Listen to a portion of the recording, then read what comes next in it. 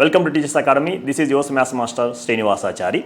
రానున్న ఏపీడిఎస్సి 2026లో ప్రభుత్వ ఉపాధ్యాయులైనటువంటి డిఎస్సి అభ్యర్థుల కోసం మన టీచర్స్ అకాడమీ వారు అందిస్తున్నటువంటి గొప్ప సువర్ణ అవకాశం తోడ్పాటు గురించి, అలానే డిఎస్సి అభ్యర్థులో ఉన్నటువంటి కొన్ని అపోహలు, అంటే కోచింగ్ ఇప్పుడే స్టార్ట్ చేయాలా, అంటే మనం చదవటం ఇప్పుడే స్టార్ట్ చేయాలన్నా, ఎలా ఉంటుంది సిలబస్, ఎలా ఉంటుంది అనే అంశాలకు సంబంధించినటువంటి కొన్ని అపోహల గురించి మనం ఈ వీడియోలో డిస్కస్ చేద్దాం. మన టీచర్స్ అకాడమీలో 11th May 2026 ఈ మంత్ 2026 మే 11th ఏమవుతుందయ్యా అంటే మనకి న్యూ బ్యాచ్ అనేది స్టార్ట్ అవుతుంది. ఆ న్యూ బ్యాచ్లో భాగంగా విజయనగరం ఏరియా స్టూడెంట్స్ కోసం, విజయనగరం ప్రాంతంలో ఉన్నటువంటి అభ్యర్థుల కోసం మన విజయనగరం టీచర్స్ అకాడమీ బ్రాంచ్లో 50% కోచింగ్ ఫీజులో 50% తగ్గింపు అనేది ఇవ్వటం జరిగింది. ఈ తగ్గింపు కూడా ఎవరైతే మే 10th లోపు జాయిన్ అవుతారో, మే 10వ తారీఖు లోపల ఎవరైతే జాయిన్ అవుతారో వాళ్ళకి ఇక్కడ మనకి ఫీజులో, కోచింగ్ ఫీలో 50% తగ్గింపు ఇవ్వటం జరిగింది. సో దీన్ని మనం యూజ్ చేసుకొని మనం రానున్న డిఎస్సిలో ఒక ప్రభుత్వ ఉపాధ్యాయులుగా మనం స్థిరపడవచ్చు మంచి కోచింగ్తో. నెక్స్ట్ మనం ఇంకొక దానిలోకి వెళ్తే అసలు మనకి ఉన్నటువంటి అపోహలు ఏమున్నాయి, ఇక్కడ ఒకసారి మనం ఈ 5 అంశాలు మనం ఎప్పుడు డిస్కస్ చేస్తూ ఉంటాం. అంటే ఇక అభ్యర్థుల మధ్య ఈ అంశాలు అనేవి డిస్కషన్కి వస్తూ ఉన్నాయి. సో ఫస్ట్ అబ్జర్వ్ చేస్తే ఇక్కడ మనం ఫస్ట్ అంశం చూసినప్పుడు, నేను ఇంతకుముందు చదివిన సిలబస్నే కదా. జనరల్గా ఏముంటుందంటే మనం ఇంతకుముందు ఒక 2-3 సార్లు డిఎస్సి రాసి ఉంటాం, ఆ సిలబస్ మీద అంటే అదే సిలబస్ మీద మళ్ళీ ఉంటుంది కదా అనే అంశంలో మనం అనే అపోహలో మనం ఉన్నాం. కానీ యాక్చువల్గా అయితే మన ఏపీ సిలబస్ ప్రకారం సిలబస్లు అనేవి చాలా మార్పులు అనేవి రావటం జరిగింది. సో మేజర్ పోర్షన్ సిలబస్ అనేది ఏమవుతుంది అంటే చేంజ్ అవ్వటం అనేది జరిగింది. కాబట్టి కంపల్సరీగా మనం న్యూ సిలబస్ని నేర్చుకోవాలి. దానికోసం మనకి న్యూ టెక్స్ట్ బుక్స్ తెచ్చుకోవటం కావండి, కొత్త మెటీరియల్ కానీ మనకి కంపల్సరీగా అవసరం అవుతుంది. సో సిలబస్లో మార్పు వచ్చింది కాబట్టి అదే పాత సిలబస్ని మనం ముందు పెట్టుకొని ప్రిపేర్ అవ్వకుండా దానికి తగ్గట్టుగా మనం మార్పులు అనేవి చేసుకోవాల్సి ఉంటుంది. సెకండ్ వన్, నాకు తెలిసిన పరీక్షా విధానమే కదా. ఇంతకుముందు మనం అబ్జర్వ్ చేస్తే ఇంతకుముందు ఉన్నటువంటి క్వశ్చన్ పేపర్ అంటే వే ఆఫ్ ఆస్కింగ్ క్వశ్చన్ అనేది డిఫరెంట్గా ఉందండి.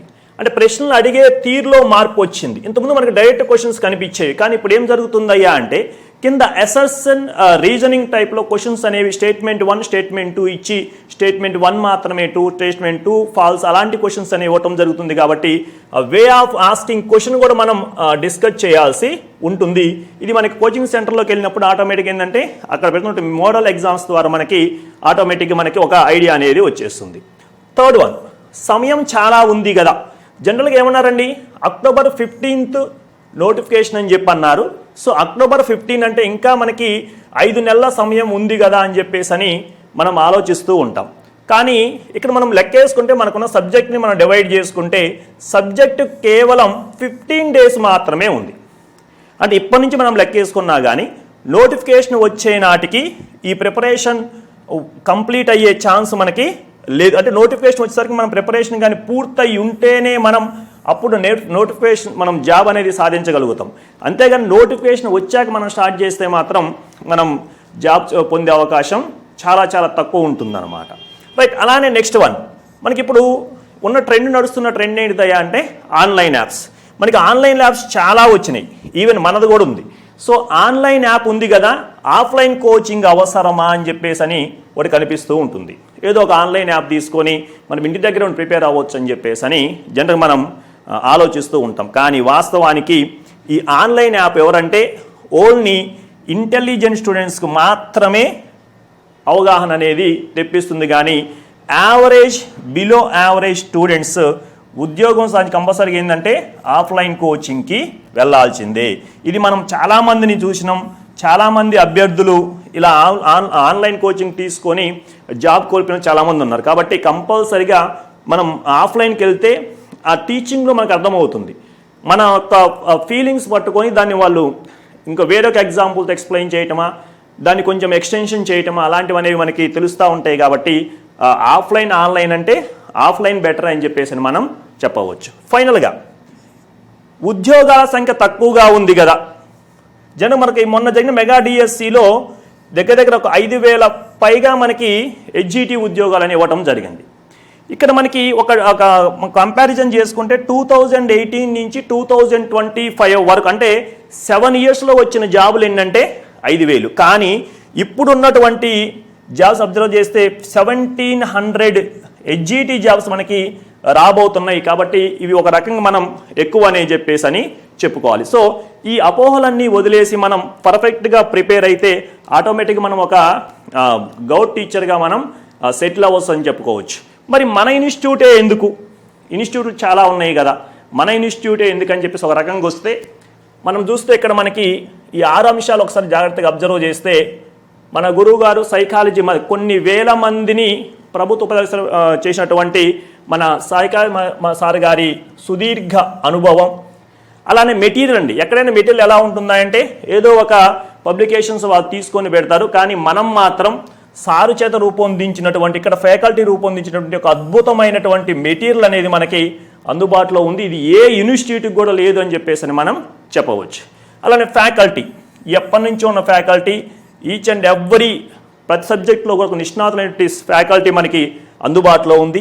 ఇక్కడ ఇంకొక విషయం ఏంటిదా అంటే మనం నేర్చుకున్నది మనకి మైండ్లో ఉండిపోవాలి అంటే కంపల్సరీగా మనం దాని మీద ప్రాక్టీస్ అనేది అవసరం. ఇక్కడ మనకి ఇన్స్టిట్యూట్లో ప్రతిరోజు కూడా డైలీ టెస్ట్ అనేది కండక్ట్ చేస్తారు. అలానే వీక్లీ గ్రాండ్ టెస్ట్లు అనేవి కండక్ట్ చేస్తూ ఉంటారు. వాటి వల్ల మనం చదివింది ఏమవుతుందా అంటే మైండ్లో స్టోర్ అయిపోతుంది. కాబట్టి ఇది కూడా ఒక మనకి ప్రిపరేషన్లో ఒక మంచి పట్టుగా మనం చెప్పుకోవచ్చు. అలానే డిసిప్లిన్ మనకి ఎప్పుడు చూస్తూనే ఉంటాం. మన టీచర్స్ అకాడమీ అంటేనే డిసిప్లిన్కి కేర్ ఆఫ్ అడ్రస్గా చెప్పొచ్చు. ఆ డిసిప్లినే మనకి ఇన్ని ఉద్యోగాలు తెప్పించిందని కూడా మనం చెప్పొచ్చు. ఇక మన విజయనగరానికి వచ్చేసినాం అనుకోండి, మంచి అధునాతన భవనం అండి. కోట సెంటర్లో కోటకు ఎదురుగా పోటీ పరీక్షల హబ్గా ఉన్నటువంటి ఒక మంచి కోచింగ్ సెంటర్ అనేది మనకి అక్కడ ఉండటం అనేది జరిగింది. ఇవి మన టీచర్స్ అకాడమీ ప్రత్యేకతలుగా మనం చెప్పుకోవచ్చు. సో ఇలా మనం ఇక్కడ మనకి పోస్ట్ సాధించాలంటే ఇంకొక అంశం ఏంటిదయ్యా అంటే టెట్ మార్కులు కూడా మనకి కీలకం. సో రాబోతున్నటువంటి టెట్లో అత్యధిక మార్కులు సాధించి అలానే అక్టోబర్ 15 విడుదలయ్యేటటువంటి డిఎస్సిలో టీచర్ ఉద్యోగం సాధిస్తారని చెప్పేసి మనం కోరుకుంటూ, అలానే ఉన్నటువంటి ఈ అవకాశం ఏంటిదండి 50% కోచింగ్ ఫీజులో 50% డిస్కౌంట్. ఎవరైతే మే 10 లోపులో జాయిన్ అవుతారో వాళ్ళకి మాత్రం ఈ అవకాశం ఉంటుంది. మళ్ళీ మే 11న వస్తే మనం ఫుల్ ఫీజు అనేది పే చేయాల్సి ఉంటుంది. కాబట్టి ఈ చుట్టుపక్కల వాళ్ళు అంటే విజయనగరం పరిసర ప్రాంత విద్యార్థులు దీన్ని యూజ్ చేసుకొని ప్రభుత్వ ఉపాధ్యాయులుగా స్థిరపడతారని చెప్పేసి మనస్ఫూర్తిగా కోరుకుంటూ ఉన్నాం. Thank you very much. 2025 DSC ఫలితాలలో టీచర్స్ అకాడమీ ప్రమంజిలన్ అద్భుతమైన రిజల్ట్స్, వందలాది మంది అభ్యర్థుల చేత ప్రభుత్వ ఉపాధ్యాయ ఉద్యోగాలు సాధింపజేసిన సైకాలజిస్ట్ మాల్యాద్రి రెడ్డి సార్ ఆధ్వర్యంలో టాప్ ర్యాంకులు సాధించిన విజేతలు. జిల్లా ఫస్ట్ ర్యాంకులు 1 1 1 1 1 1 1 1. మొత్తం 8 జిల్లా ఫస్ట్ ర్యాంకులు. టాప్ 10లో ర్యాంకులు సాధించిన మాణిముత్యాలు 43 మంది. ఎస్జిటి 237, ఎస్ఎస్ 206, టీజీటీలు పీజీటీలు 20, మొత్తం 460+ జాబ్ సాధించిన సంస్థ. టీచర్స్ జాబ్ సాధించాలనే ప్రతి విద్యార్థికి care of address teachers academy, Kanigiri, Vizianagaram. Online కోర్సుల కోసం గూగుల్ ప్లే స్టోర్ నుండి టీచర్స్ అకాడమీ కనిగిరి యాప్ ను ఇప్పుడే డౌన్లోడ్ చేసుకోండి. టెట్ డిఎస్సి 2026 అభ్యర్థులకు టీచర్స్ అకాడమీ కోచింగ్ సెంటర్లో ఆఫ్లైన్ కోచింగ్ క్లాసులు జరుగుచున్నవి. మరిన్ని వివరాలకు ఇప్పుడే సంప్రదించండి. కనిగిరి 9848661318, విజయనగరం 9441316768.